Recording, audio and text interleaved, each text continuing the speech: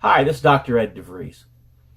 For those of you who are in the Sons of Confederate Veterans, you're familiar with what's called Lee's Charge. In fact, every meeting you begin probably by reciting Lee's Charge. I won't share all of Lee's Charge with you today, but I just want to remind us of the beginning words of it. It says this, it says, "To you, Sons of Confederate Veterans, we will commit the vindication of the cause for which we fought. To your strength will be given the defense of the Confederate soldiers' good name." A good name's important. In fact, so important that in Proverbs chapter 22 and verse 1, the Bible says that a good name is rather to be chosen than great riches.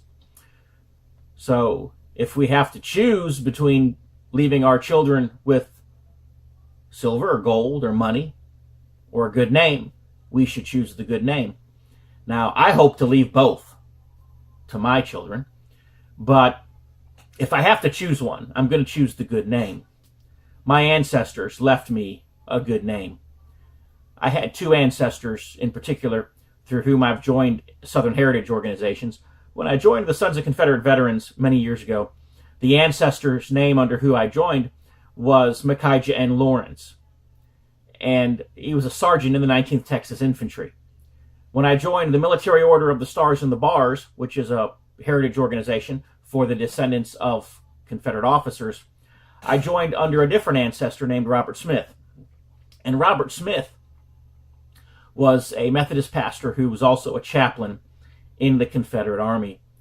And so these were good men. These were godly men. These were honorable men. These were men who left me a good name. Just so happens that both men were farmers. Now, Reverend Smith was the pastor of a Methodist church. But in addition to pastoring, he also owned a farm, and he was a farmer.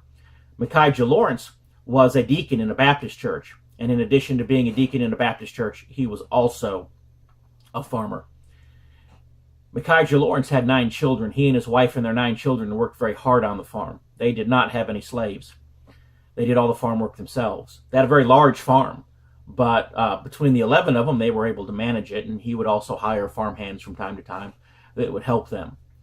So when people come up to me and say that the Confederate soldier was fighting for slavery, he was fighting to perpetuate slavery, he was fighting because he was a slaveholder, I take that as a direct attack and insult against the good name of my great-grandfather, who owned a very large farm and did not own any slaves. In fact, the best I can tell, there weren't even any slave owners in his social circle.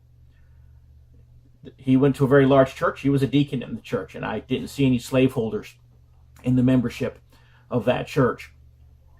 And so I don't take very kindly to people insulting the integrity and the good name of my ancestors, and I'm sure that you do not either. And so that's why we're doing what we're doing here at Dixie Heritage. That's why we've launched the website. That's why I'm giving away the free ebooks. That's why I'm putting up the vlogs. That's why today we're launching the YouTube campaign. That's why we're going to put out the weekly newsletters, because we want to strengthen you so that you can defend the good name of your ancestor. In fact, it was interesting that when General Lee gave the charge, he didn't say, "To you is the duty of defending the good name of your ancestor," but rather he said, "To your strength will be given the defense of the Confederate soldier's good name." And so that's what we're trying to do. We're trying to strengthen you to defend the good name of your Confederate ancestor. So how are we going to strengthen you? We're going to give you the knowledge. We're going to give you the information. We're going to give you the means to articulate the truth to those who would be critical and to those who would otherwise want to hold on to false ideas about your ancestors. And so that's what we're going to do. We're going to do everything that we can to strengthen you to defend the good name of your ancestor, because our ancestors were godly people, honorable people, and their names are worthy of our defense. Their good name is worthy of our defense. At least I know my ancestors had good names, and that good name is worthy of my defense. I mean, maybe there are some people, I don't know, whose ancestors weren't noble. Maybe you have an ancestor that wasn't noble. I know this: if I thought that my ancestors were a bunch of sorry suckers, I'd just say so, and I'd move on in life, and I'd be doing something else right now. I wouldn't be honoring them if they were not worthy of honor. Confederate Army was a big thing. had hundreds of thousands of soldiers. I'm sure there were a couple of bad apples in the bunch.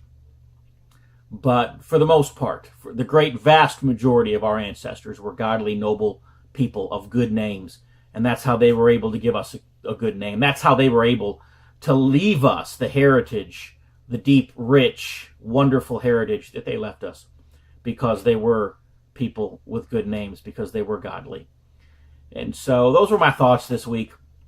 That's what I want to encourage us all to do this week, is just to strengthen ourselves and keep ourselves committed to defending the good name of our godly ancestors. Until next week, this is Dr. Ed. God bless.